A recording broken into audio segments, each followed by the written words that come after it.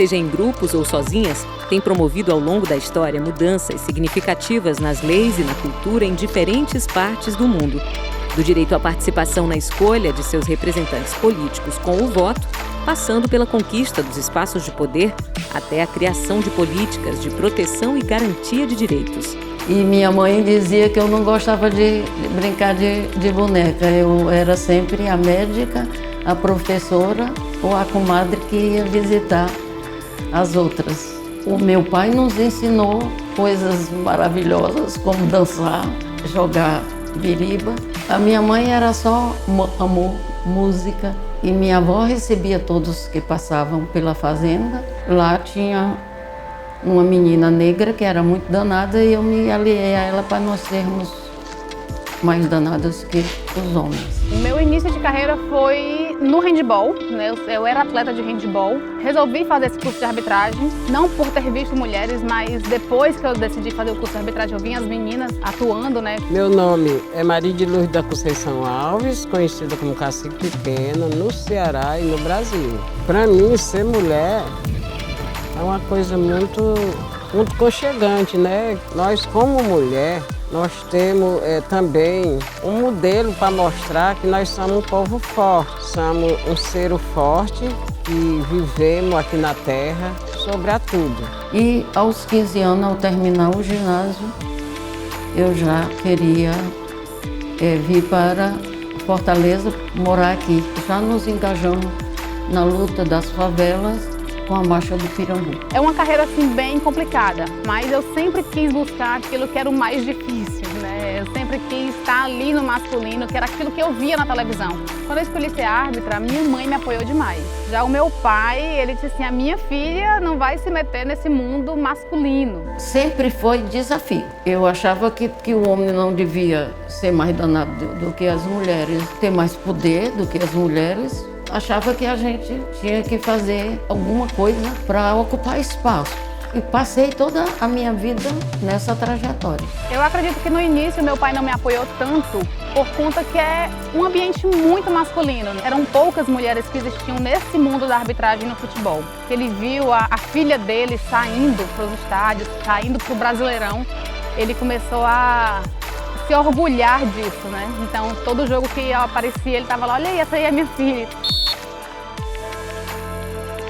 Ela é para tudo no mundo, ela é para casa dela, se tiver emprego, ela é para emprego, se não tem, é para trabalhar na roça. Alguém na vida que queira crescer, que queira ter uma vida disponível, lembrando que ela é uma mulher.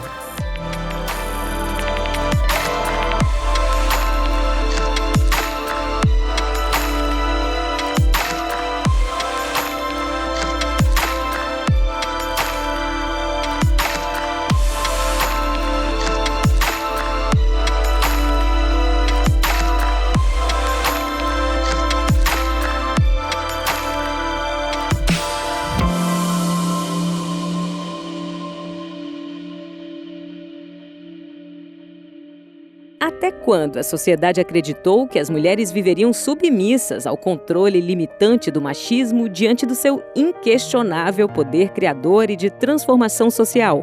O inconformismo feminino veio crescendo ao longo dos anos.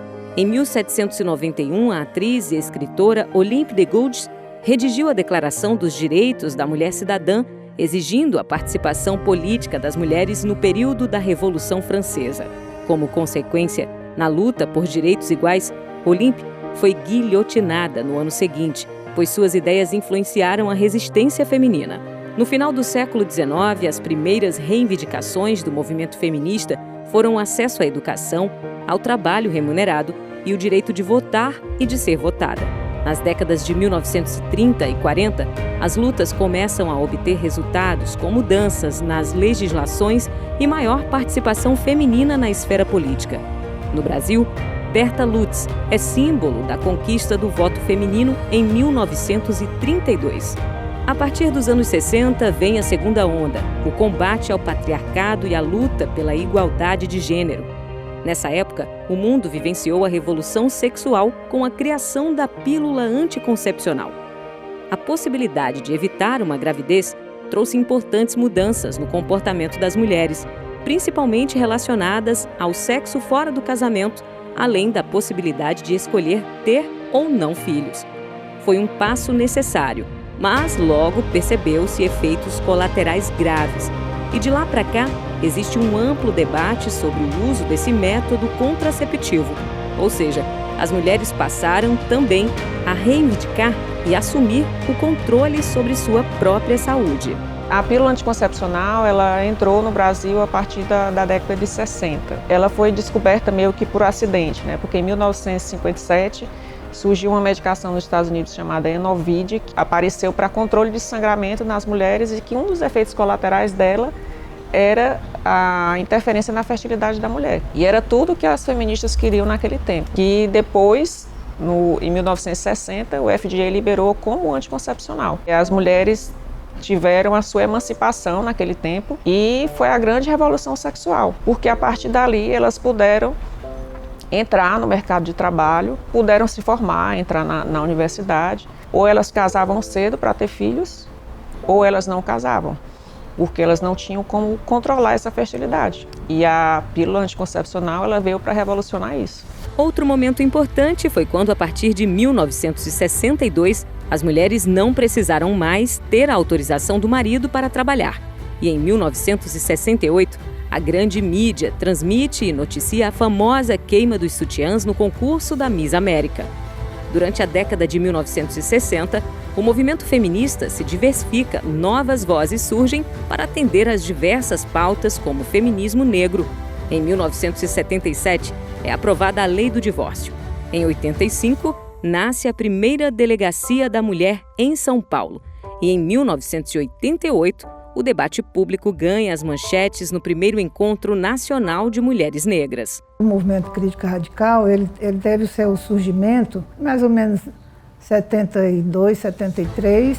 Eu estava saindo da prisão, a companheira Maria Luísa Fontenelle estava chegando dos Estados Unidos, que tinha ido fazer um mestrado lá, e os companheiros Jorge Paiva e Célia Zanetti tinham chegado do Sul, fugindo da ditadura.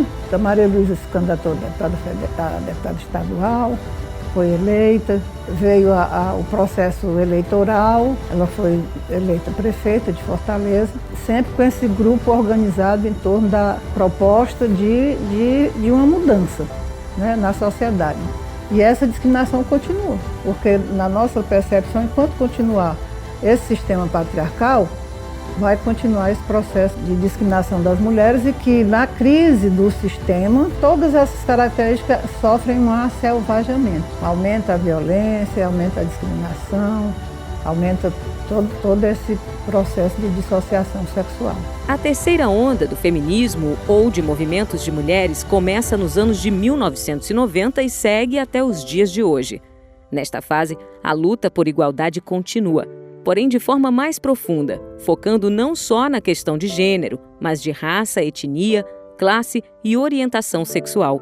Um debate impulsionado principalmente por feministas lésbicas e negras que não se sentiam atendidas pelos movimentos passados. Eu acho que a gente vem vivendo um momento muito importante na juventude, principalmente na juventude secundarista no ensino médio. Eu vivenciei isso na greve que teve ocupação de escola. São jovens de 14, 15, 16 anos com a consciência política de organizar assembleias, tipo, democracia na escola. E teve um questionamento que foi feito que foi muito profundo para mim. Uma jovem chegou para mim e disse assim: professora, se nós na escola somos maioria, por que vocês que são minorias é quem decide? Por que a gente não tem uma representatividade nas decisões da escola, já que a escola deveria ser feita para nós, né? Isso, poxa, foi de uma profundidade muito grande. Então, a pauta democrática na escola foi uma das principais bandeiras que foram colocadas de 2016 para cá. Querem democracia, querem poder de decisão, querem lugar e respeito ao uso do banheiro, ao nome social. Essas pautas diz respeito a vida das jovens e dos jovens LGBTs e também hétero, enfim, de toda a juventude. É uma juventude muito crítica que tem acompanhado as redes sociais, inclusive facilita muito a comunicação e o acompanhamento de outros movimentos em outros lugares no mundo. Então o feminismo ele chega como uma onda a nível internacional e aqui não vai ser, obviamente, algo apartado, algo isolado. Então essas meninas se informam, acaba sendo um elemento muito importante. A informação, a divulgação e a conscientização da necessidade das pautas. Ainda existe um desafio muito grande de fomentar essa participação, encorajar mulheres para que elas possam, ao assumirem esses espaços de representatividade, também ajudar no fortalecimento de alcançar determinadas demandas que são muito próprias do espaço feminino, do campo feminino. E claro, é importante também dizer que quando nós estamos falando de demandas femininas, nós não estamos falando de coisas homogêneas. É claro que uma mulher de classe média, por exemplo, que mora num bairro mais bem situado, em um centro urbano, tem demandas diferentes de mulheres que moram em periferias, mulheres pretas, mulheres que têm mais dificuldade de emprego, de renda, e quando conseguem um emprego acabam tendo uma remuneração também muito mais baixa. Então as demandas são múltiplas e todas essas demandas precisam encontrar espaço nos campos de representatividade, né? Sob a pena de continuarmos aí alijadas de processos fundamentais para a construção da cidadania. Entre as conquistas mais importantes do feminismo moderno está a Lei Maria da Penha. Desde 2006, quando foi sancionada, já salvou milhares de vidas e é considerada pela Organização das Nações Unidas como a terceira melhor lei do mundo de proteção à mulher. Entre outras coisas, essa legislação possibilitou que o feminicídio fosse previsto no Código Penal para crimes hediondos. A mulher, ela sempre sofreu violências físicas, psicológicas, e essas violências elas sempre foram suportadas. Houve a necessidade realmente de algo que pudesse proteger, amparar essas mulheres vítimas de violência doméstica. Eis que surge o caso verídico da Maria da Penha, em que aquela farmacêutica teve a oportunidade de divulgar a violência que a mesma estava a sofrer. Eu particularmente acho que a Lei Maria da Penha, ela vem ao longo do tempo sendo muito útil para o magistrado.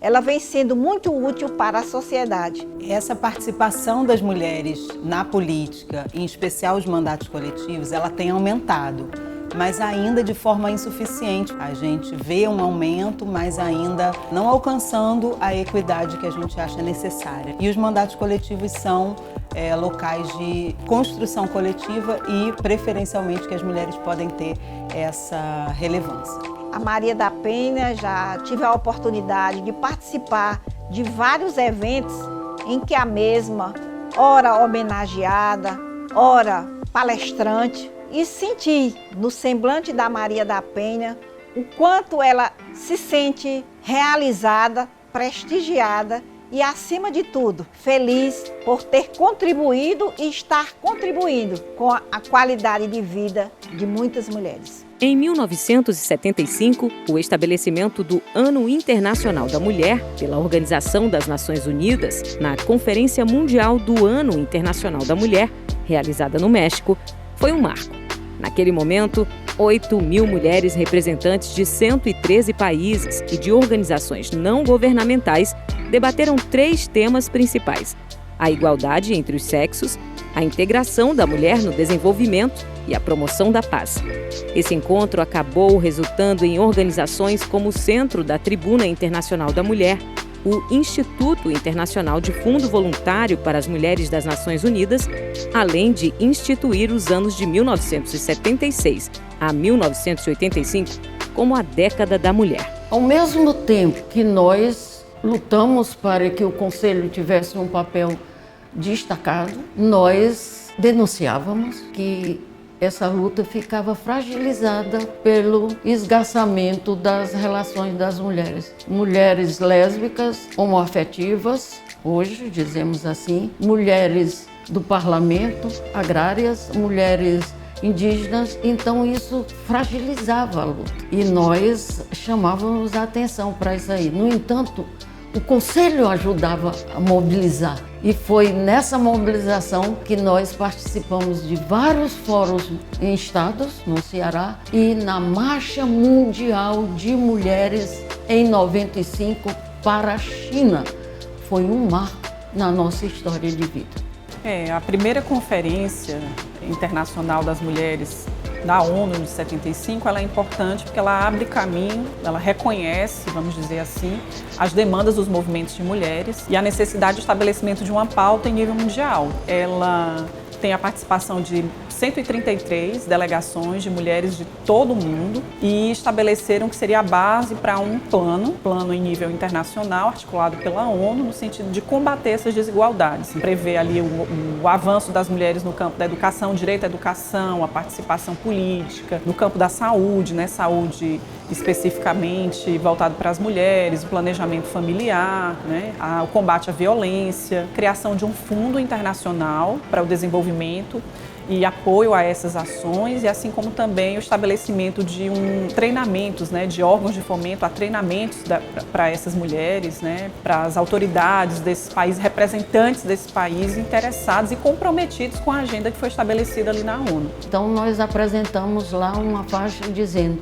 estamos aqui pela humanidade, contra o machismo, o patriarcalismo e a sociedade produtora de mercadoria. Mulheres da China, Brasil e América Central. A luta das mulheres é transnacional. Portanto, uma ideia que já superava a ideia de nação, a ideia de Estado. E sim, botava no eixo a luta dos diversos setores por uma sociedade de novo tipo. Os movimentos de mulheres também se mobilizaram durante o processo para a criação da nova Constituição do país em 1988.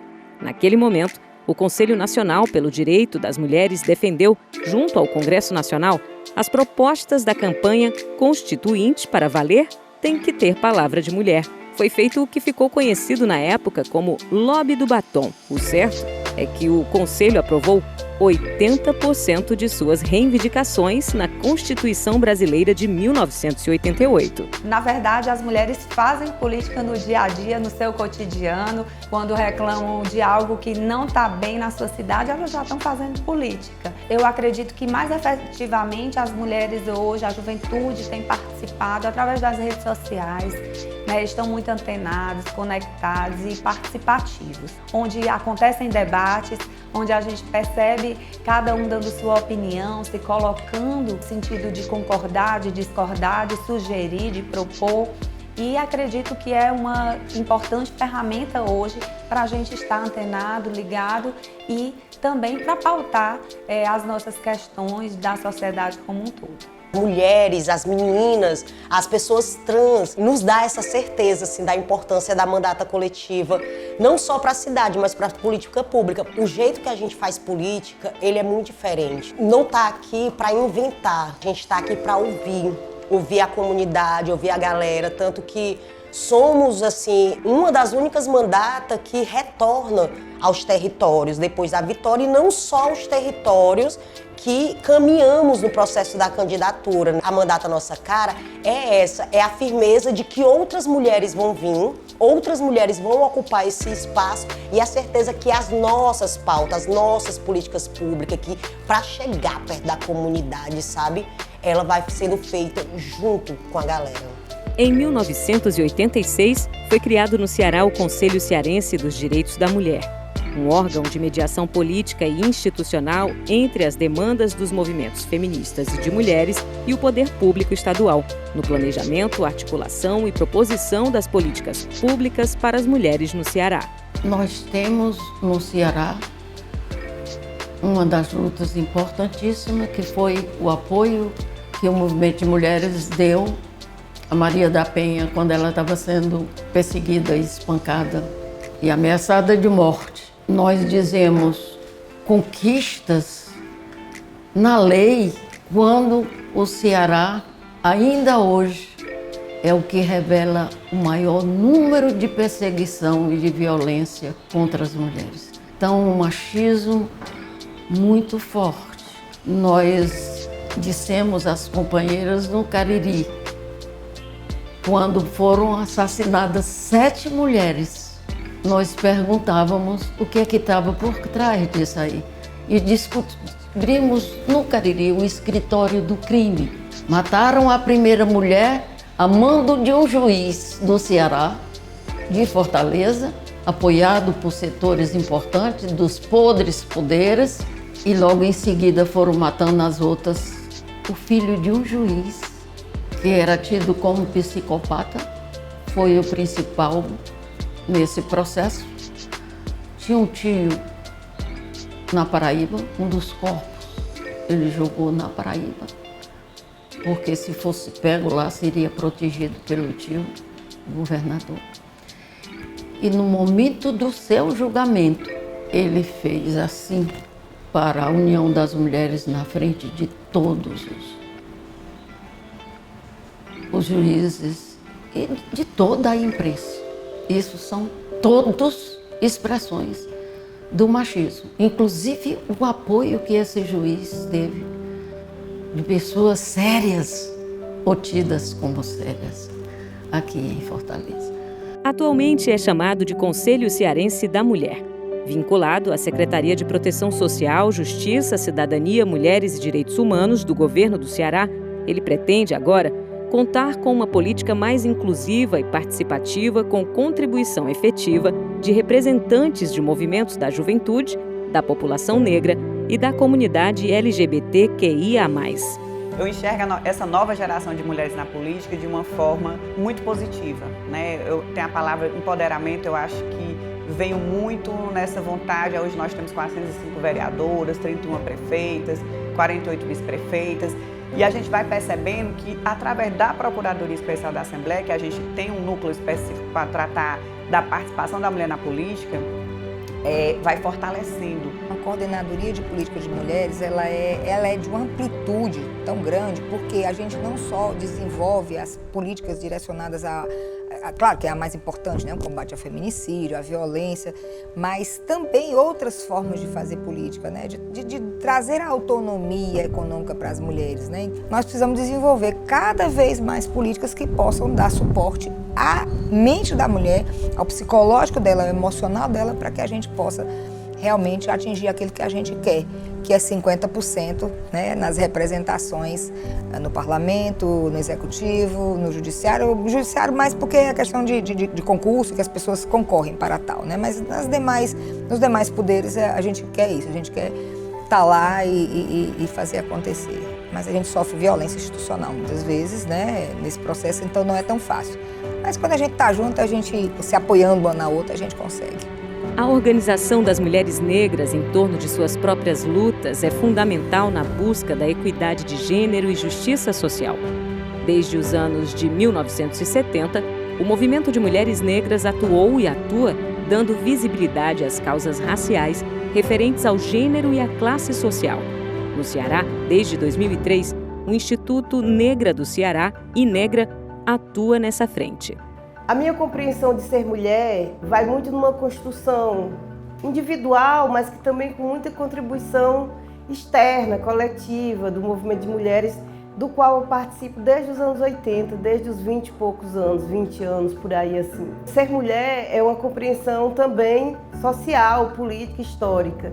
E aí a gente desprende um pouquinho daquela compreensão biológica, né, de ser só uma pessoa do sexo feminino, que é possível mudar isso numa perspectiva do feminismo. Ser mulher e ser negra é também ser político. A importância das políticas públicas é para a gente avançar, né, contra as estatísticas que a gente tem, né? As mulheres negras são maioria que sofrem feminicídio, que sofrem violência obstétrica, maioria de mulheres encarceradas. Então, para a gente superar essa situação, a gente precisa de políticas públicas eficazes, né? A gente vem avançando, mas ainda precisa avançar bastante para que a gente tenha o que a gente luta, né, que é uma das nossas bandeiras da rede, que é o bem viver das mulheres negras. O movimento de mulheres indígenas se estrutura em 92 entidades indígenas presentes em 21 estados do país. Atualmente, existem mais de 1.000 organizações indígenas. Desse total, cerca de 9% são organizações de mulheres. Em 2019, elas tiveram uma presença marcante no acampamento Terra Livre, em Brasília. Foram mais de 500 de diversas regiões do Brasil que marcharam junto com os homens na esplanada dos ministérios. No acampamento, elas realizaram sua própria plenária, na qual foi discutida a primeira Marcha Nacional das Mulheres Indígenas, realizada em agosto do mesmo ano, junto com a Marcha das Margaridas, também em Brasília. Cada qual à sua maneira, local ou regionalmente, as mulheres indígenas se organizam coletivamente para lutar pela demarcação de seus territórios, pela geração de renda, contra todo tipo de violência e, principalmente, pela manutenção dos valores e direitos de seus povos. De diversas formas, as mulheres estão traçando e ampliando sua participação em organizações próprias, somando com o movimento indígena e ampliando as conquistas de suas demandas específicas. A organização própria do povo Genipapo-Canindé, que foi uma organização da própria Cacique Pequena, né, quando os Genipapo-Canindé se organizaram entre si e decidiram nomeá-la como cacique. Cacique Pequena, ela não foi só a primeira mulher cacique no Ceará e no Brasil. Foi a primeira mulher a também construir, fazer e organizar uma associação de mulheres. Em um dos eventos que ela participou em São Paulo, Cacique Pequena foi acordada pela doutora Zilda Arnes, que fazia um trabalho juntamente com a pastoral da criança, né, da questão da desnutrição, do combate à desnutrição, quando a doutora Zilda Arnes falava: cacique, por que você não organiza as suas mulheres? E aí, ao retornar para a aldeia, a Cacique Pequena se organizou, começou a pensar e se organizou com as mulheres. Por que não a gente ter uma organização só de mulheres? Nós temos o conselho da comunidade, mas nós podemos também ter essa organização. Passou 8 anos sendo a presidenta da Associação das Mulheres Indígenas de Papo-Canindé, que é a MIJK, e dentro desse período, o Cacique Pequena conseguiu trazer para a aldeia vários projetos. E além das outras conquistas que essa mulher trouxe, né, que esta guerreira trouxe. Quando eu recebi o empoderamento de cacica mulher, com 6 dias eu tive que viajar. Viajei por Minas Gerais, indo para Brasília. E essa viagem que eu ia para Brasília, nós ia sobre o Estatuto do Índio, né? E eu fiquei por última, né? Eu fiquei por última para ser a pessoa, né, de falar ao público pela primeira vez, sem ter contato de falar com ninguém. E eu fui falar, aí eu fui discriminada pelos próprios parentes do Sul e do Norte. Eles disseram, em voz alta, em bom tom, eles disseram: mulher no meio de nós, como cacique, mulher só serve para cama e pé de fogão. Esse foi o elogio que eles me deram, essa forte piada. Eu me senti baixa, eu me senti no chão, mas eu não deixei por menos. Eu pedi licença à mesa e aí eu cortei a minha carne bem cortada. Eu disse: olha, rapaz, todos vocês estão aí e me deram esse grande elogio que vocês me deram agora, dizer que mulher só serve para cama e pé de fogão, só se for na terra de vocês. Porque na minha, a mulher tem autoridade. Isso já vem impregnado já há muito tempo na nossa sociedade, a questão do machismo, que é o homem que manda, é o homem que lidera. Porque a mulher, ela tem esse papel de liderança, de ser resistente, ela é o símbolo de resistência, a mulher. Então nós, enquanto mulheres indígenas, principalmente nós aqui, Genipapo-Canindé, nós temos essa liderança e esse símbolo de resistência, que a mulher, ela pode tudo que ela quiser. Ela tem o seu lugar de fala, o seu lugar de espaço. E a Cacique Pequena, ela é uma referência para a gente, é a nossa inspiração diária. Através dela, que hoje nós somos o que somos, é a nossa inspiração. Teve que deixar sua casa, seus filhos, atrás de uma luta coletiva, não uma luta individual, uma luta do seu povo. E hoje nós temos várias conquistas através dessa mulher resistente, guerreira, que é a Cacique Pequena. Eu sou a autoridade máxima aqui dentro da aldeia do povo Genipapo Canindé. Se eu soubesse que o homem bate na mulher, eu, Cacique Pequena, procurava os dois para reconciliar os dois, porque não é certo o homem bater na mulher.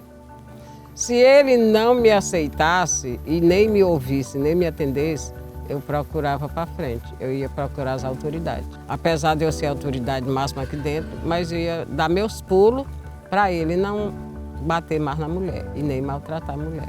O feminismo colaborou com a desconstrução da crença de que há um modelo universal de mulher, abrindo a possibilidade para a construção das identidades de gênero. Dessa forma, a percepção sobre quem são as mulheres foi ampliada. Hoje, a gente vê movimentos diversos e o feminismo transgênero ou transfeminismo também é um deles. Os coletivos, as organizações, as entidades e movimentos de mulheres fazem esse papel de nos incentivar a buscar os nossos direitos, de acessá-los, de provocar o Estado pelas transformações que garantam a nós mulheres o direito básico de sermos gente. Porque é isso que muitas vezes falta para nós, sermos reconhecidas e tratadas como gente. Toda uma construção social, política desse corpo que se fez ver, não veio do nada, né? Eu venho de uma família de 25 filhos, contudo, novamente, a vida vem e traz uma perspectiva de resistência. A minha mãe, ela sofria o que na época foi considerado de uma espécie de eclâmpsia, né? Hoje o que a gente tem como uma depressão pós-parto. E todas as vezes que ela paria, literalmente ela não podia criar os filhos. Eu sou adotada pela minha própria irmã do primeiro casamento do meu pai. Cria os próprios irmãos e adota junto a seu esposo, o seu José, se ver como mãe desses irmãos e passa a lutar por esse espaço dessa sociedade para ela, que também sempre foi machista. As primeiras experiências que eu tive na minha vida foi de conhecer o machismo. Ele nos deixou, o seu José nos deixou em dezembro do ano passado, mas a gente não pode esquecer todo esse processo que também nos fortaleceu enquanto mulher de entender que a gente precisava lutar por esse reconhecimento. Então eu sempre fui feminista antes de me entender como feminista. Eu sempre lutei por direitos antes de entender o que era direitos. E sempre ecoei a minha voz antes de sequer entender que eu podia ter voz. Nós mulheres temos uma importância fundamental na política, que é transformar a política. Nós mulheres precisamos ocupar todos os espaços e desconstruir essa sociedade que é machista, patriarcal. E isso só se fará possível quando nós estivermos nos espaços do executivo e do legislativo de forma legitimamente eleita. Foram muitas conquistas nos últimos séculos. A cada geração, uma nova proposta de sociedade se apresenta, mais inclusiva e menos desigual. O processo é lento e, por isso, a luta não pode parar, muito menos recuar. Os direitos humanos só são garantidos quando todos têm a sua cidadania garantida. Ou, como declarou Hannah Arendt, a essência dos direitos humanos é o direito a ter direitos. Nós precisamos de uma educação que privilegie o debate sobre cidadania e nós precisamos de instâncias como as organizações partidárias também na construção de uma cultura política diferente, que compreenda a necessidade de uma participação feminina, mas uma participação qualificada, de mulheres que realmente entendam qual é o papel que elas devem exercer e, sobretudo, que o façam de maneira ética. Tem muitas conquistas importantes, mas talvez a que tenha feito as mulheres avançarem mais em termos até de direitos políticos, em termos econômicos, em termos da participação social, acho que foi o direito à educação, a expansão do direito das mulheres à educação. Você imaginar, no final do 19, você tinha ainda aqui no Brasil, mulheres tendo que pedir licença ao Poder Legislativo nos estados para poder cursarem, fazerem determinados cursos como medicina, como direito. Esse acesso maior ao ensino, à escolarização, permitiu que as mulheres primeiro compreendessem ali a sua situação, vislumbrassem outras possibilidades de vida que não só aquelas determinadas pela biologia. Então acho que a educação ela abre essas portas, esse entendimento. Que a violência simbólica, para mim, é uma das principais violências na política. Você entra nas casas legislativas, até no poder executivo mesmo, é um retrato de que os lugares de poder nesse país são brancos, são masculinizados, são heteronormativos. Então esses mandatos unem essas condições, né, existenciais que se interseccionalizam, mulheres negras, LGBTs, mulheres indígenas, mulheres quilombolas, mulheres com deficiências, mulheres que são mães, né, da periferia. Furar essa bolha, né, para ingressar nessa estrutura e ressignificar. É importante que a representatividade seja o primeiro passo e que lá representadas nós ressignifiquemos esses espaços para que outras de nós consigam também alcançar esses espaços e mudar esses espaços e dar a cara de Brasil. Mas nem tudo foi conquista, né? Eu acho que olhar hoje para trás e perceber eu enquanto um corpo trans, de uma mulher de 31 anos, graduada, pós-graduada, hoje eu estou na minha segunda especialização, sou assessora do vice-prefeito da cidade de Fortaleza, eu sou uma exceção. Já alguém que por conta de um recorte de classe, cor, de todo um apoio familiar, de vários atores e atrizes que cruzaram a minha trajetória de vida, eu tive a oportunidade de estudar, de se graduar, de me pós-graduar e de não ter a prostituição compulsória como a única alternativa de sobrevivência num país capitalista que vende os nossos corpos das mais variadas formas. Vocês imaginem se eu teria esse lugar de fala se eu fosse uma mulher travesti, negra, periférica, que está em situações de prostituição compulsória. Não. Esse lugar de fala que me traz até aqui é um lugar de fala que foi construído a partir de muitos privilégios, de cor, de raça e econômico. Isso não significa dizer que essas mulheres não poderiam estar aqui.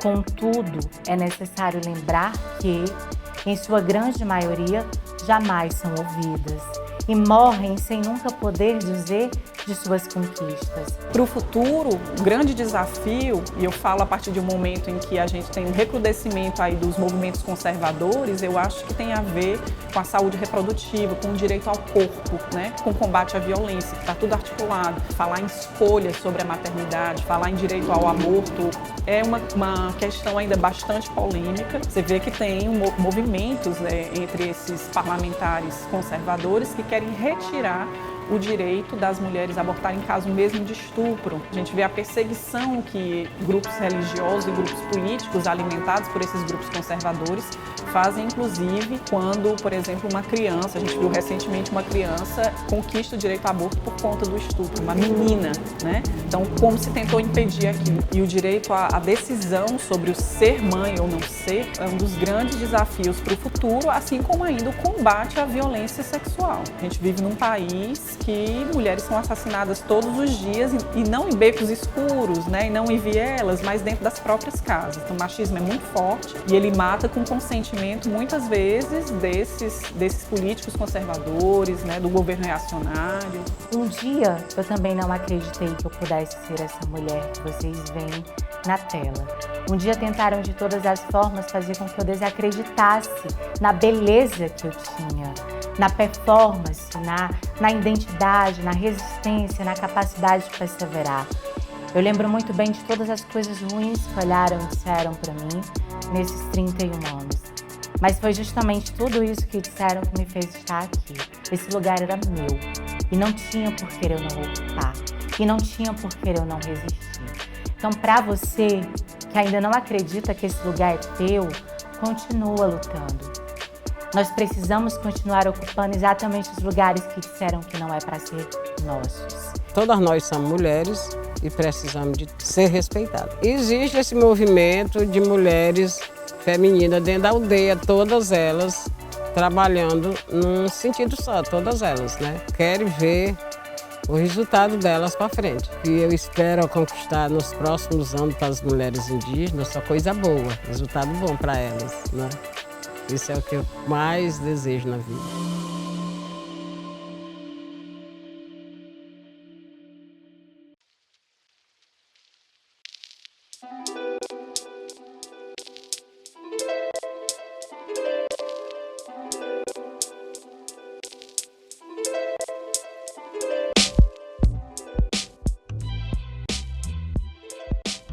Há não muito tempo fomos apresentados a palavra empoderamento, que ao pé da letra significa dar poder ou capacitar uma pessoa ou um grupo.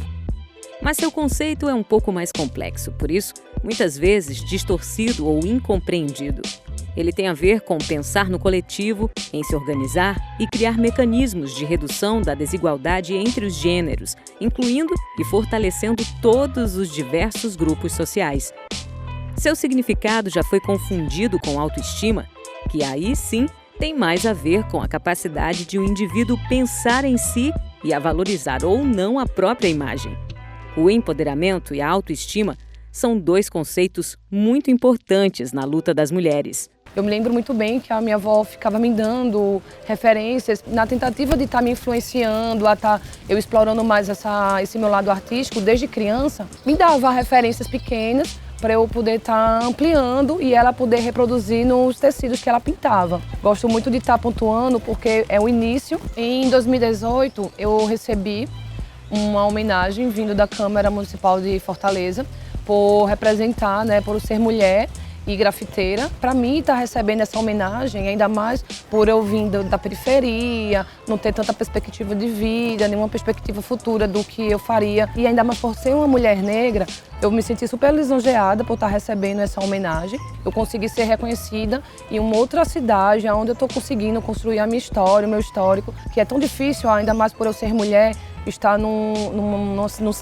cena de arte que é tão masculinizada, tão inferiorizada, pela questão do patriarcado, do machismo. Para mim, ser mulher é um símbolo de resistência. Desde pequena, somos vistas como ser frágil, impotentes, e mulher não é isso, mulher é resistência. Ela dá conta de várias coisas ao mesmo tempo. Ela é mãe, ela é filha, ela é professora, ela é tudo. Ser mulher é um símbolo de resistência. Transiciono muito tarde. Eu transicionei aos 18 anos, mas nunca soube o que era ser um menino. Eu nunca entendi o que era ser alguém do gênero masculino. Então a sociedade nunca conseguiu me convencer do contrário. Eu sempre fui uma mulher. Eu sou mulher em cada célula do meu corpo, eu sou mulher no tom da minha voz, em cada glóbulo que me atravessa. Eu sou mulher em todas as dimensões do ser, ainda que tentassem cotidianamente me dizer do contrário. E hoje vir aqui é lembrar que ser mulher não se resume a uma noção biológica de gênero. Nós somos muito mais do que a sociedade quer fazer com que nós acreditemos que somos. Eu tive que aprender com muito machismo, com muita violência, com muita transfobia, com muita misoginia, que o meu corpo, ele é um corpo de resistência, ele é um corpo político, que eu nunca vou querer me esconder na cisgeneridade e querer passar de mulher cis. Eu quero que as pessoas saibam, sim, que eu sou uma mulher trans. Então, que benefício teria eu simplesmente chegar aqui e falar de empoderamento sem ressaltar esse lugar de onde eu saio? Esse lugar da filha de uma costureira e de um borracheiro, do lugar de uma mulher que se fez mulher, dentro de uma sociedade que até hoje insiste em me dizer que eu não sou mulher. Um estudo identificou que as mulheres entendem melhor o conceito de empoderamento do que os homens. Alguns ainda veem como uma ação que busca por privilégios ao invés de igualdade. O empoderamento é essa capacidade que eu trago para mim mesma de poder escolher e decidir o que eu quero, o que eu não quero.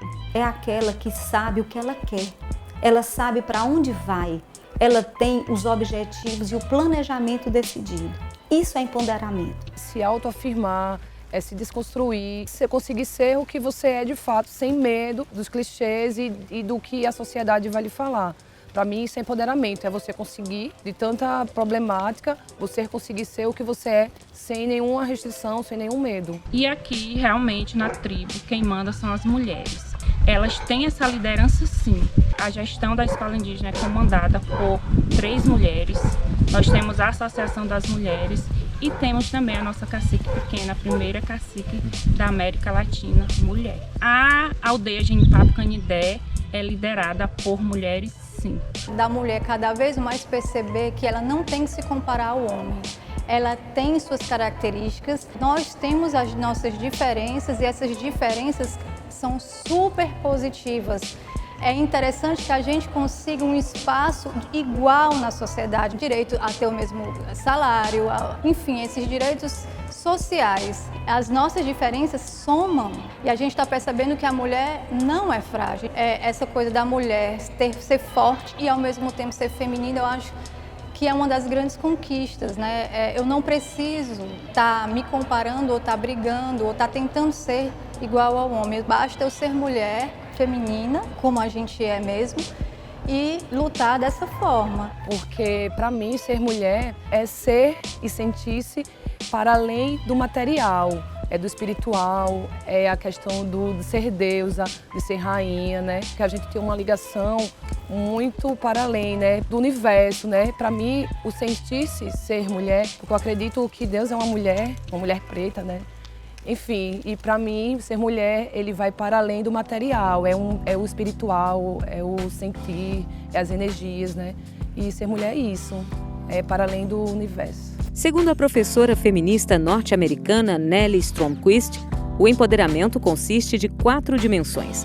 A cognitiva, que traz uma visão crítica da realidade. A psicológica, que envolve o sentimento de autoestima. A política, onde temos consciência das desigualdades de poder e capacidade de se organizar e se mobilizar. E a econômica, com a capacidade de gerar renda independente. Muitas vezes eu percebo que esse processo de culpabilização e vitimização, ele atrapalha o desenvolvimento humano. Porque em vez de você olhar para o seu futuro, para as suas escolhas, você fica preso a tabus culturais e muitas vezes a gente acaba replicando esses processos de machismo na nossa sociedade quando eu ensino para o meu filho que ele só deve brincar cuidando de carrinho e que eu não ensino também que o papel do homem também é cuidar dos filhos, é brincar de casinha, é brincar de cuidar da casa. E eu vejo que isso gera, muitas vezes, a replicação de comportamentos culturais mesmo na sociedade moderna. Nós precisamos desenvolver a capacidade das crianças poderem escolher ser pais e mães diferentes de uma sociedade local, bem marcada por tabus, sejam eles sexuais, mulher não pode ter prazer na cama, mulher tem que servir ao homem. Isso é um tabu enorme. Quantas mulheres eu pego aqui no meu consultório com disfunções sexuais porque fazem sexo porque tem que cumprir uma tabela. Não faça isso, faça sexo por prazer. Quebre os mitos. Se está com dor, se passou por um abuso sexual, que mexeu com a sua sexualidade, busque ajuda. Muitas vezes as pessoas deixam de sentir os prazeres da vida ou são guiados por tabus, por culpa de não conseguir ser a parceira perfeita. Isso é empoderamento. É quando eu busco saber o que eu quero e saber o que está me adoecendo e o que está causando doenças que eu preciso de ajuda. Os profissionais de saúde estão preparados para lhe ouvir, como também o Poder Judiciário, em parceria, pode estar realizando uma rede de apoio para transformar a sua vida e fazer com que você busque ter o próprio controle. Toda pessoa que é livre, ela é livre para escolher. Se tem algo incomodando, venha e tente fazer com que a expressão do sentimento, que muitas vezes a gente nega das nossas emoções, elas não são negligenciadas e não entende de onde vem essa tristeza, até evoluir por uma depressão, para algo de um adoecimento mais sério, porque não consegue reconhecer as suas próprias emoções. Você vive num relacionamento que está lhe trazendo angústias, enjoo no corpo, ou seja, uma somatização, e vai empurrando isso com a barriga e não vem resolver numa fase inicial. As pessoas não sabem reconhecer suas emoções. O nome disso é inteligência emocional. É essa capacidade que todos nós, seres humanos, devemos ter para decifrar os nossos sentimentos e agi-los sobre eles para que a gente possa buscar soluções de resolver os nossos problemas. Empoderar passa também pelo respeito às diferentes escolhas feitas pelas mulheres, como, por exemplo, ser ou não mãe, trabalhar fora ou ser dona de casa, casar ou preferir ficar solteira, sobre o que elas devem vestir e sobre que tipo de corpo devem ter, A naturalização de escolhas que ainda são tabus na sociedade são fundamentais para que todas se sintam incluídas e não culpadas por suas decisões. Autoestima é a capacidade de você reconhecer o seu valor. É essa forma que eu me vejo, é a minha identidade, é aquilo que eu vejo de positivo em mim. Eu sempre digo para as pessoas que quem se ama se cuida e quem se cuida tem sua autoestima elevada, porque é um conceito interligado. Hoje nós temos, as mulheres, elas se sentem sim representadas, empoderadas nesse movimento indígena, tanto local como estadual. Me orgulho muito de fazer parte dessa comunidade, de ser indígena, de ter uma mulher, uma cacique pequena que nos representa, vencendo o machismo no meio em que ela vivia, no meio em que a gente vive. Então tenho muito orgulho dessa mulher forte, guerreira, que é cacique pequena. A gente já alcançou muita coisa, mas não alcançamos a autonomia do nosso próprio corpo, assim. Tudo que a gente conquistou é o mínimo. Já tinha sido dado aos homens de maneira de bom grado, O mundo inteiro foi construído para os homens. Então, eu comemoro muito tudo que a gente já conquistou, mas eu acredito que todas essas conquistas era o mínimo que deveria acontecer. Enquanto mulher negra, a mulher negra sempre foi vista com esse poder de trabalho muito forte. Fico feliz por essas outras coisas assim que a gente alcançou, que eu sei que não foram fáceis, Assim, hoje a gente tem isso de uma maneira muito mais fácil. Eu estou aqui hoje falando porque em algum momento outra mulher reivindicou esse lugar e eu sou muito grata a essa mulher. Assim, eu acho que a minha maior agradecimento desse processo de conquista feminina são as minhas ancestrais que fizeram com que eu estivesse aqui com o poder de voz hoje. Você acreditar no que você faz, no que você é, sem se preocupar com o que você talvez teria que ser ou que alguém está querendo que você seja. Como aqui na dança, tem muita gente que chega pensando que tem que ser igual a mim e não tem. As pessoas, as mulheres que chegam, elas descobrem que tudo que elas têm é magnífico. Só falta alguém para fazer elas acreditarem nisso. É uma mão que sobe diferente, que é uma mão dela, e às vezes ela nem sabe o quanto é incrível aquilo. Às vezes elas não se sentem belas e elas descobrem através da dança o quanto o movimento, o quanto a dança as podem as tornarem mais belas. Toda a sociedade pode criar em seu espaço de atuação formas de empoderar as mulheres e contribuir com a igualdade social e de gênero.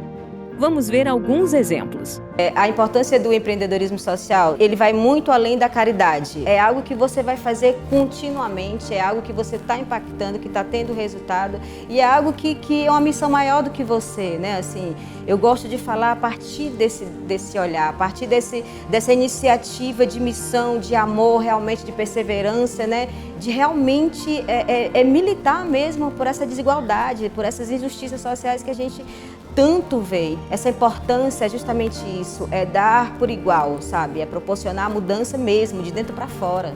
Nós não podemos falar de empoderamento sem trazer à cena, sem lançar luz, todas as vozes que foram silenciadas nesse estado e nesse país. Hoje a gente trabalha com 90% da equipe de mulheres. A gente conseguiu formar uma equipe bastante coesa, assim, que todo mundo tem essas ideias muito parecidas com a da nossa equipe central, assim, de que a gente não se vê crescendo como marca, como pessoas, como gestoras, se as nossas costureiras, se as pessoas que estão lá na base não crescerem junto e não tiverem uma qualidade de vida também. Muitos preconceitos, e não só contra as mulheres, continuam velados nas famílias, mas o debate e a necessidade de combater esses preconceitos ainda acontece de uma maneira muito tímida diante da gravidade que é você não respeitar o outro. A minha própria forma de ser já contribui nessas provocações de reflexões. E aí a gente vai de tudo, desde apresentar pesquisadoras, jornalistas, mulheres, líderes, enfim, de demonstrar que a mulher, há muito tempo, ela tem um papel social importante. Aliás, sempre teve. As principais pautas das mulheres negras ao qual eu reivindico é a partir desse lugar de onde eu me movimento, que não é uma história só minha e de muitas mulheres negras, porque há a condição dada às mulheres de periferia, e eu falo do lugar sociedade onde a gente se encontra, que é nos portões dos espaços de privação de liberdade. Então, o que é que a gente reivindica desde então? A gente reivindica vida e liberdade nas periferias. A gente reivindica que os nossos filhos estejam fora desses espaços. Queríamos chegar antes da bala e da algema, só que, infelizmente, por todos esses enfrentamentos que a gente tem, a gente hoje reivindica vida e liberdade para os nossos filhos. O coletivo Vozes, ele surge frente aos portões. É um espaço onde, em sua maioria, são mulheres. E todas elas, ou mães, avós, tias. E é um espaço onde, por muitas vezes, quem está adentro são homens. Somos recebidas com desprezo, com superioridade. É um espaço onde, muitas vezes, a gente teve que buscar essa coragem. Fomos sempre procuradas por entender que as mulheres não tinham voz, não tinham vez. Então, o machismo, ele impera. Não só desde a nossa entrada, como até mesmo dentro dos espaços, quando nós somos recebidas, na espera pelos nossos filhos. E isso se estende desde os espaços da socioeducação, como também dentro dos presídios dessa cidade. O mercado de moda, ele é dominado por mulheres, mas sempre em situações muito de subjugamento, assim. Hoje eu tento levar isso para que outras meninas, por isso que eu prefiro estar fazendo ações dentro de periferias, justamente como uma forma de retorno do que eu não tive. Vem para estar dialogando com essa população, né? Com essas crianças, mulheres, homens em geral. Para a gente alcançar essas novas conquistas, transformar, fazer mudança dentro da cabeça, dentro do sentimento, dentro dessa convivência entre homem e mulher, a gente precisa trabalhar muito isso dentro das escolas, para que isso ramifique para dentro das casas. De homem e mulher, ela tem que ser pacífica, respeitosa, harmoniosa. Ele vai levar isso lá para dentro da casa dele. E ele vai crescer com esse entendimento, ou seja, a gente vai transformar a pessoa que será o adulto no futuro, porque aí você está trabalhando isso dentro da escola. Eu acho que a escola, ela é fundamental, ela é o alicerce para essa transformação. Não só nessa questão, mas em todas as outras questões, né? A representatividade de mulheres nos diferentes espaços, seja público ou privado, é necessário no processo de empoderamento. O fato de ser uma menina no papel de vice-presidente de uma entidade que se organiza enquanto movimento social, enquanto movimento estudantil, é uma grande vitória do feminismo. Eu venho de Quixadá, sertão central cearense. Comecei muito cedo no campo do empreendedorismo social, né? Comecei trabalhando com projetos sociais, entre ali os 9, 10 anos de idade. Pensar local, o impacto seria global das minhas ações. Então eu tomei isso para a vida, né? Levei isso para sempre. E o verbo transformar, né, virou a minha palavra de ordem. O empreendedorismo é super romantizado, não só o feminino, mas o empreendedorismo de uma forma geral. A sociedade como um todo está romantizando esse setor de negócios. E esse impacto ainda maior para nós mulheres, porque a gente tem duplas, triplas jornadas de trabalho, a gente precisa equilibrar como se fosse um jogo de pratos ali, a nossa rotina profissional, a nossa rotina como mães, como mulheres, como esposas, né? Tem todo um lado pessoal nosso de autocuidado, de valorização, que precisa ser equilibrado ali. Enquanto os homens não, né? Eles são mais flexíveis nessa jornada de trabalho, né? Muitos ainda não são aptos a essa contribuição familiar, né? No lar, com a criação dos filhos e etc. Eu acho que a gente precisa falar mais sobre esses desafios, né? Dessa invisibilidade das mulheres, sobretudo nos mercados tradicionais. Mas o machismo hoje, a gente tem que ter até um certo cuidado, porque há quem diga, não existe mais machismo, porque as mulheres já conquistaram espaço, as mulheres já ocupam profissões que sempre foram tidas tradicionalmente como masculinas, mas o machismo ainda está tão presente na nossa sociedade, e aí, de novo, a expressão mais severa dele e da desigualdade, que é a violência contra a mulher. A minha arte, ela também foi passando por essa transição junto comigo, porque eu sempre, meus trabalhos, ele fala muito sobre mim. Eu comecei a representar mulheres negras, eu comecei a me representar e me autoafirmar através da minha arte. Venho sempre buscar, representar e empoderar através da minha arte as mulheres negras. Durante muito tempo e ainda nos dias de hoje, é possível ver em publicidades a imagem da mulher em situações de submissão ou sexualizadas. Mas nos últimos anos, a gente percebe a influência do empoderamento dos diferentes grupos de mulheres se refletir no comportamento de algumas empresas que estão aderindo como valores éticos às causas femininas.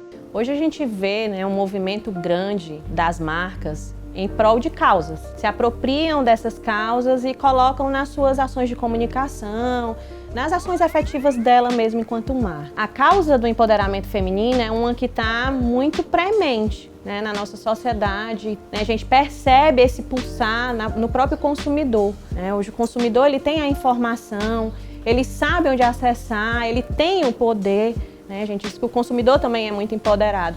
Então, o que é importante? É que isso seja genuíno. Nós percebemos um movimento do mercado onde faltava alguma coisa. E aí a gente começou a estudar em relação a todos esses processos e surgiu a ideia de uma loja colaborativa. Um modelo de negócio novo, uma coisa ousada, atendeu muito bem ao meu perfil, eu queria empreender e aí eu consegui começar esse trajeto com uma amiga e a minha irmã em paralelo.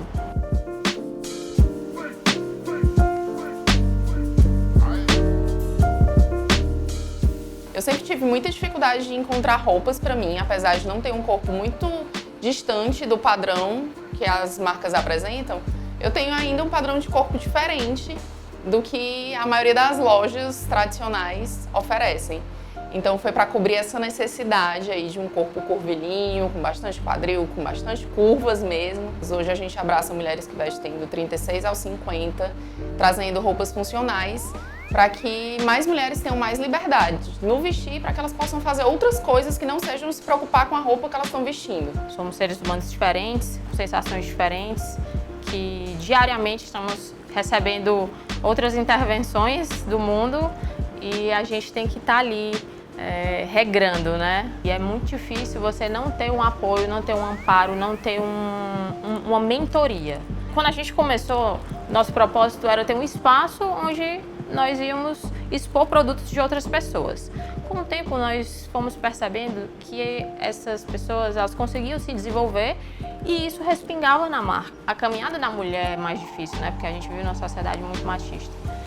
Mas através de você também ter uma certa humildade em escutar, porque o feedback ele nem sempre vai ser positivo. Mas é muito importante que ele seja verdadeiro. Então nós funcionamos como ponte e as marcas souberam ouvir, elas começaram a se desenvolver cada vez mais. E hoje em dia nós temos muitas marcas aqui que estão com a gente, mas que também hoje têm as suas próprias lojas. A maior conquista feminina, para mim, foram as mulheres reconhecerem a sua necessidade de ir para o mundo. Ir além do tabu dito. Você vai ficar em casa, cuidar dos seus filhos e é esse o seu lugar. As mulheres, e eu agradeço e honro a todas elas, que disseram, não, eu também tenho vontade de trabalhar, eu também tenho vontade de lutar, eu também tenho vontade de realizar sonhos, de construir uma sociedade diferente. É ter coragem de ir atrás do seu sonho, mesmo quando tudo fora diz, esse não é o seu lugar. Em 2019, quase 55% das mulheres com 15 anos ou mais no Brasil integravam a força de trabalho, levando em consideração todas as pessoas que estão empregadas ou procurando emprego. Destas, 20,8% trabalham por conta própria. A presença feminina no mercado de trabalho brasileiro, ou seja, a quantidade de mulheres entre 17 e 70 anos empregadas no país, passou de 56,1% em 1992 para 61,6% em 2015. A previsão é que até 2030 essa porcentagem chegue a 64,3%. Olha, empoderamento é uma palavra que a gente tem que ter cuidado para usar, porque existe aí um feminismo liberal que fala de empoderamento do ponto de vista individual, que é a mulher se arrumar, a estética, ela se sentir poderosa por causa da beleza. Empoderamento é muito além disso aí, É muito além dela se sentir bem por causa de uma estética. São as lutas cotidianas, é a gente fortalecer umas às outras, é a gente entender que existe um movimento, que existe uma luta ou muitas lutas e que a gente pode se fortalecer nessas lutas para mudar essa sociedade. Como economista, eu tenho a obrigação de testemunhar, pelos estudos, pela análise dos indicadores, a importância do papel da mulher no mundo econômico. Nos últimos anos, não fosse a inserção em massa da mulher no mercado de trabalho, a nossa economia, o nosso PIB não tinha crescido tanto. E ainda assim, estamos ainda na metade do copo d'água, ou seja, apenas 50% das mulheres fazem parte da força de trabalho, contra 75% dos homens. E isso, além disso, nós temos diferenças salariais imensas. Mulheres ganham 19% em média menos do que os homens. E isso é um atraso para a sociedade como um todo. Se houvesse essa ampliação da mulher no espaço do mercado de trabalho, maior seria o PIB, maior seria o bem-estar da nossa sociedade, isso em termos de mundo, de Brasil e do nosso Ceará também. É difícil ser empreendedor, antes de qualquer coisa. Ser empreendedora mulher eu acho que é mais difícil ainda, porque infelizmente a gente vive num mundo machista, sim, não só pelos homens, mas sim também, infelizmente, por algumas mulheres. Quando você se coloca como mulher empreendedora à frente do negócio, as pessoas já desconfiam em questões de salários. A gente sempre é menos remunerada, passa constantemente por uma série de dificuldades. O nosso sobrenome, por exemplo, no meu WhatsApp, ele tem escrito só para Chedes. Então as pessoas às vezes falam comigo e quando me conhecem, chegam pra mim e falam: nossa, eu pensei que você era um homem, entendeu? À frente de um negócio desse, trabalhando com vários outros empreendedores e empreendedoras, né? As pessoas acham logo que é um homem. Todo dia a gente enfrenta alguma coisa ou algum detalhe. Um estudo identificou que, no Brasil, houve um crescimento no número de mulheres que são chefes de família entre os anos de 2001 e 2015, ou seja, em 15 anos. E não só entre mães solo. O aumento do comando feminino em famílias heterossexuais também foi expressivo. Entre os casais com filhos, o número de mulheres chefes passou de 1 milhão em 2001 para 6 milhões e 800 em 2015, alta de 551%. Já no caso dos casais sem filhos, o crescimento foi ainda maior, de 339 mil para 3 milhões e 100, um salto de 822%. Até 2025, a participação das mulheres na economia deve gerar um aumento de 28 trilhões de dólares no PIB mundial.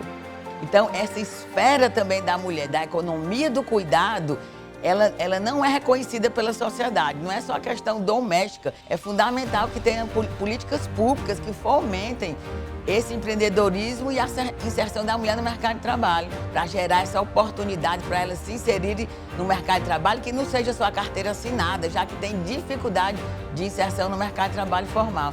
E as mulheres respondem, elas têm gerado essa criatividade, essa inovação, e com um pouco de estímulo é possível ampliar o número de mulheres dentro da economia do nosso estado. Meu marido sempre me apoiou em arranjar um emprego. Mas ele sempre achou errado que eu sempre ganhei mais. Eu sempre cheguei, assim, o dinheiro dele nunca deu para tudo dentro de casa. Então eu supria todas as necessidades. É um problema, porque ele mesmo dizia: ah, tu ganha mais do que eu, tu paga isso, tu paga aquilo, tu paga os cartão. E até os amigos mesmo, cara, poxa, tu tem que arranjar uma coisa melhor, tua mulher sempre ganha mais do que tu, tua mulher sempre faz aquelas coisas na cabeça dele, que ele chegava em casa e se revoltava. Então, eu ingressei no mercado de trabalho, né, através de um concurso público. Entrei logo no sistema financeiro, que era um banco de desenvolvimento. A maioria dos funcionários do banco eram homens, então a gente já começa a enfrentar, né, as dificuldades que você tem que se esforçar para ser até mais competente, né, do que os homens. E, além disso, quando você começa na vida reprodutiva, que se casa e tem filho, e começa a enfrentar os preconceitos de que a mulher dá prejuízo à empresa, porque 2 ou 3 filhos numa vida laboral de 30 anos não significa nada. Fui uma das primeiras mulheres a ser gestora corporativa do banco, coordenei toda a área rural do Banco do Nordeste com 30 anos de idade, e a partir daí comecei a assumir minha liderança como mulher, meu propósito de vida, e sobretudo não com a visão pessoal, né, só da ascensão profissional pessoal, mas a ascensão da minha sociedade, que era o compromisso com o Nordeste e com a redução da pobreza. Existem as mulheres que são chefes de família isoladamente, e para isso precisa ter renda para esse sustento, para pagar a educação, a saúde, a alimentação, os gastos básicos, né, que são os gastos essenciais. E tem também as mulheres que têm os seus maridos e precisam trabalhar para complementar essas rendas. Porque a grande questão é como as mulheres se inserem nesse mercado. Foram empreender também, porque de uma forma ou de outra, dentro de casa, elas podem ter algumas atividades de artesanato, ter algumas atividades domésticas que levam a uma renda. O valor do salário das mulheres são menores, mas mesmo assim as mulheres estão ocupando cargos estratégicos dentro das organizações. Hoje a gente vê CEO, né, presidentes sendo mulheres ocupados. Recentemente tivemos aí a OAB na Bahia, que está sendo ocupado por mulher. A gente sabe que isso é um desafio e uma luta constante por parte de nós femininas. O empoderamento, na verdade, é um termo que foi traduzido pela primeira vez pelo grande Paulo Freire.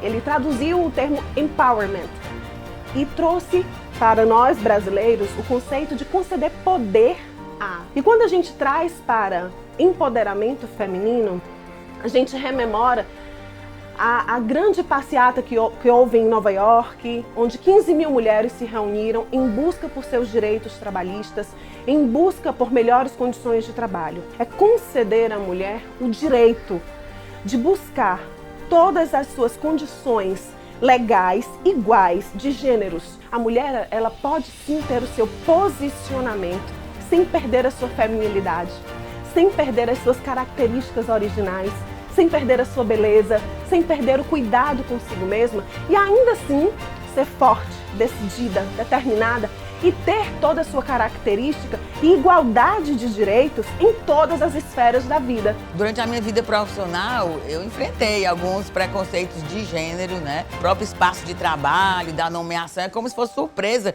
para as outras pessoas. Uma mulher está ocupando um cargo de gestão. Para auxiliar a comunidade empresarial a incorporar em seus negócios valores e práticas que visem a equidade de gênero e o empoderamento de mulheres, a ONU Mulheres e o Pacto Global criaram 7 princípios básicos. 1. Estabelecer liderança corporativa sensível à igualdade de gênero no mais alto nível. 2. Tratar todas as mulheres e homens de forma justa no trabalho, respeitando e apoiando os direitos humanos e a não discriminação. 3. Garantir a saúde, segurança e bem-estar de todas as mulheres e homens que trabalham na empresa. 4. Promover educação, capacitação e desenvolvimento profissional para as mulheres. 5. Apoiar empreendedorismo de mulheres e promover políticas de empoderamento das mulheres através das cadeias de suprimentos e marketing. 6. Promover a igualdade de gênero através de iniciativas voltadas à comunidade e ao ativismo social. 7. Medir, documentar e publicar os progressos da empresa na promoção da igualdade de gênero. Nós mulheres educando nossos homens, ajudando outras mulheres. Se toma conhecimento de uma mulher que está sendo vitimizada, procure conversar com essa mulher, mostre os caminhos que existem para que ela saia daquela situação. Aqui em Fortaleza nós temos a Casa da Mulher Brasileira, que é um espaço onde existem as várias políticas públicas no só local, sobre a Lei Maria da Penha, na sua comunidade, nos arredores da sua comunidade. E nas escolas também. É importante que se seja ventilado esse assunto, que a gente tem sempre que respeitar o outro, seja ele homem ou mulher, pessoa com deficiência ou não, seja negro ou branco. Esse respeito tem que haver a partir da escola do ensino fundamental.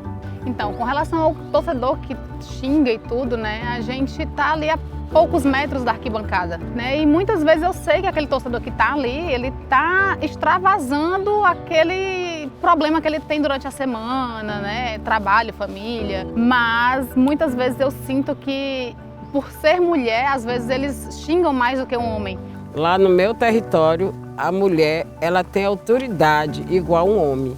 Ela não é, se a mãe de vocês não sentiu dor para ter vocês e criar, e saber o quanto é o peso de criar uma criança. Vocês forem criança recém-nascida, saíram do ventre de uma mulher. Eu almejo mais direitos, mais espaço para que as mulheres artistas, as mulheres que estão dentro do cinema possam se expressar. Ainda esse universo do audiovisual ainda é muito restrito, porque se acredita que as mulheres não são capazes. Quero ver os grandes festivais de cinema do mundo, não só com 1 ou 2 mulheres representando o cinema, mas várias. O que é importante é que na baixa renda, né, as mulheres que têm um nível de pobreza, elas têm uma dificuldade bem maior do que as mulheres brancas, que tiveram outras oportunidades, né?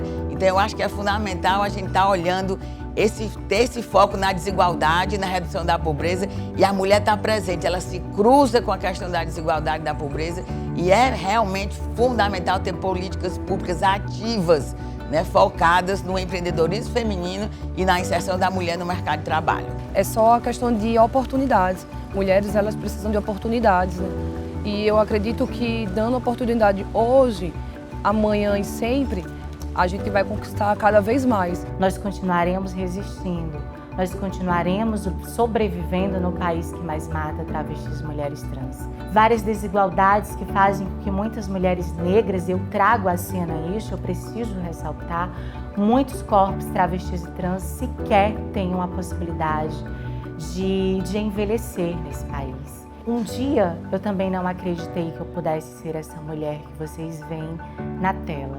Um dia tentaram de todas as formas fazer com que eu desacreditasse na beleza que eu tinha, na performance, na identidade, na resistência, na capacidade de perseverar. Mas foi justamente tudo isso que disseram que me fez estar aqui.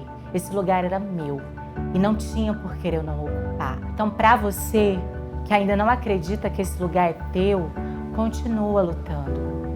Nós precisamos continuar ocupando exatamente os lugares que disseram que não é para ser nossos. Agora, para que esse avanço econômico ocorra e também na esfera dos direitos sociais, é preciso também ampliar a participação da mulher na esfera pública, porque é muito lento nos últimos anos os espaços que a mulher tem avançado. Participar da política hoje é uma grande ilusão. Se o trabalho está sendo eliminado pela terceira e agora pela quarta revolução tecnológica, o sistema não tem como se expandir mais. E isso traz consequência também para nós mulheres e para toda a sociedade. A sociedade está numa crise que não tem saída. Ou a gente rompe com essa sociedade machista, patriarcal, produtora de mercadorias, ou nós vamos ver a sociedade e o meio ambiente sendo destruídos, como já está a barbárie tomando conta de tudo. Tradicionalmente, o homem conduz a dança, certo? Isso foi dito há muito tempo, justamente até porque as danças a dois, elas eram uma característica até de você conseguir um casamento. Através do abraço da dança, você sabia se ele sabia lhe levar realmente, levar pela vida, se ele era cheiroso, se ele era carinhoso, se ele era cuidadoso. A nossa vida mudou. A vida na sociedade, as mulheres hoje têm as mesmas responsabilidades dos homens em questão a trabalhar, a cuidar da família, a manter uma casa, enfim. Então, na dança, isso não poderia ser diferente, né? Agora, apesar de ter que ter alguém que decida a direção, mas essa direção, ela é proposta. Eu vou para o lado, mas eu vou com ele e eu poderia até mudar a direção no meio do percurso. A gente tem uma brincadeira de troca de movimento. É uma conversa agora corporal. Aberto a querendo aceitar aquele nova forma de dançar juntos.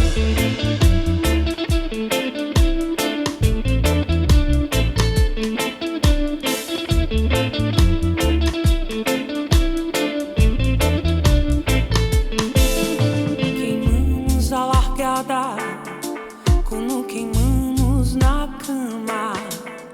Só diga que me ama, ter liberdade.